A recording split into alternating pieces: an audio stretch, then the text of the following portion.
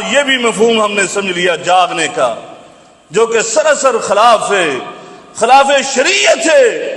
جاگنے کا، یہ جاگ کر کیا کرتے؟ میچ کھیل رہے ہیں، جا کر ٹی وی دیکھ رہے ہیں۔ جاگنا، یہ ہم نے سمجھ لیا کہ جاگنا ہی عبادت ہے۔ ایسا نہیں ہے دوستو اور بھائیو، اس رات کو عبادت کرنا ہے، جاگنا نہیں ہے۔ میرے آقا علیہ الصلوۃ والسلام نے جو احیاء اللیل کیا وہ عبادت کے ساتھ کیا، قیام رکوع سجود تلاوت قرآن سے کیا۔ اس لیے یہ جان لو، ایک رات یہ نہیں کر سکتے ہو کہ اپنے فون کو بند کر کے رکھ دو۔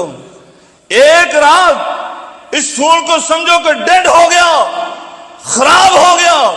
ایک رات اپنے رب سے لو لگا لو، نہیں کر سکتے ہو۔ کرتے ہو، اگر موافقت ہو گئی اس رات کی تو فرمایا خیر من الف